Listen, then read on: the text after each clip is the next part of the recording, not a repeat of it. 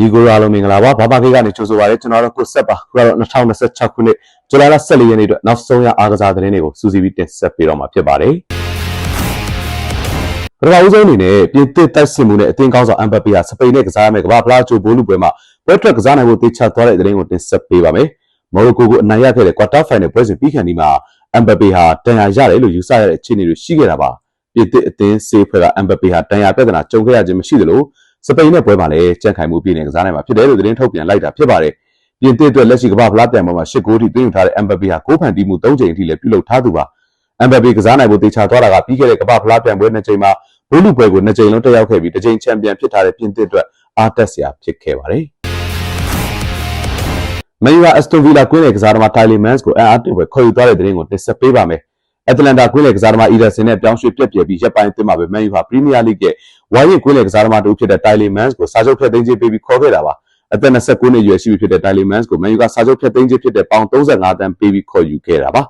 မန်ယူအားကစားဒါရိုက်တာဂျာဆင်ဝီကောဟာကက်စမဲရိုထွက်ခွာသွားတဲ့ကွင်းနယ်ပိုင်းအတွက်လက်စတာအက်စတွန်ဗီလာတို့နဲ့အတူပရီးမီးယားလိဂ်ရဲ့ထိပ်တန်းကွင်းနယ်ကစားသမားတစ်ယောက်ဖြစ်တယ်လို့သတ်မှတ်ခံခဲ့ရတဲ့တိုင်လီမန်ကိုအရန်အသင့်အစားထိုးဖို့တင့်တော်တဲ့ကစားသမားဖြစ်တယ်လို့သတ်မှတ်ပြီးစာချုပ်ဖြတ်သိမ်းခြင်းပေးပြီးခေါ်ယူခဲ့တာပါချယ်ဆီကွင်းလက်ကစားသမားအန်ဒရီဆန်တိုစ်နဲ့ဝိုင်းကွင်းလက်ကစားသမားတိုင်လီမန်စ်တို့ကိုခေါ်ယူခဲ့ပြီးနောက်မှာမန်ယူထိပ်တန်းကွင်းလက်ကစားသမားတယောက်ကိုခေါ်ဖို့လည်းဆက်လက်ကြိုးပမ်းနေတယ်လို့သတင်းတွေထွက်ပေါ်လျက်ရှိနေပါတယ်ခင်ဗျာအာဂျင်တီးနားဟာအင်္ဂလန်နဲ့တွေ့မဲ့ကမ္ဘာဖလားချိုဘိုးလူပွဲစဉ်မှာအင်္ဂလန်နဲ့တွေ့တိုင်းနိုင်ခဲ့တဲ့ကံကောင်းစီတဲ့ဂျာစီအယောင်ဖြစ်တဲ့အပြာရောင်ဂျာစီကိုဝတ်ခွင့်ရသွားတဲ့သတင်းကိုတင်ဆက်ပေးပါမယ်အာဂျင်တီးနားရဲ့အဝေးကွင်းဂျာစီဖြစ်တဲ့ Navy Blue လို့ခေါ်ကြတဲ့အပြာချင်းရောင်ဂျာစီကိုအင်္ဂလန်နဲ့ပွဲမှာအာဂျင်တီးနားကဝတ်ဆင်ကစားရမှာဖြစ်ပါတယ်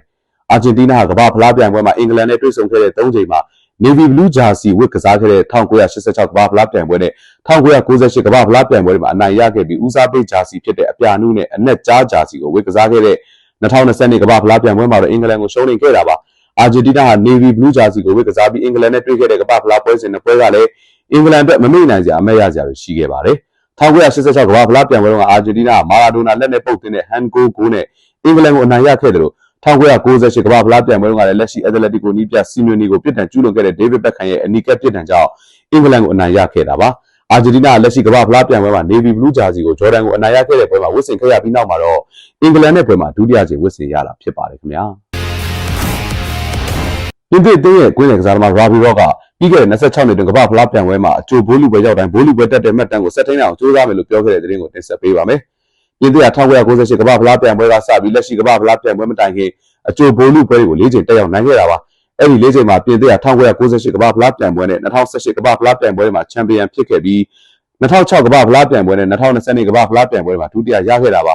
လက်ရှိကမ္ဘာဖလားပြိုင်ပွဲအကျိုးဘိုးလူပွဲမှာစပိန်နဲ့တွေ့ဆုံနေပေမဲ့ပြင်သစ်အနေနဲ့ပြီးခဲ့တဲ့26နှစ်တွင်အကျိုးဘိုးလူပွဲတက်တဲ့၄ချိန်လုံးမှာဘိုးလူပွဲရောက်ခဲ့တယ်လို့နောက်ဆုံးကမ္ဘာဖလားပြိုင်ပွဲ2ချိန်ဆက်တိုက်ဘိုးလူပွဲရောက်ခဲ့တဲ့အစဉ်လာမှတ်တမ်းတွေကိုဆက်ထိန်းနိုင်မယ်လို့ယုံကြည်တာကြောင့်စပိန်ကိုကြော်ဖြတ်ပြီးဘိုးလူပွဲရောက်စီမယ်လို့ရာဘီရော့ကပြောခဲ့တာဖြစ်ပါတယ်ခင်ဗျာဒီကနေ့အတွက်နောက်ဆုံးရသတင်းတွေကိုကျွန်တော်တို့ဘာမကိတ်ကနေပြီးညီကိုတို့အားလုံးတက်ဆူစီပြီးတင်ဆက်ပေးခဲ့တာပါဒီပေါ်မှာညီကိုတို့ထင်မြင်စားချက်တွေကိုကျွန်တော်တို့ဘာမကိတ်ရဲ့ဗီဒီယိုတွေအောက်မှာ comment လေးတွေပေးထားနိုင်တယ်လို့ဘာမကိတ်ရဲ့ဗီဒီယိုတွေကိုဆုံးဖြတ်ကြည့်ရှုပေးတဲ့အတွက်လည်းညီကိုတို့အားလုံးကိုအထူးပင်ကျေးဇူးတင်ရှိပါတယ်ခင်ဗျာ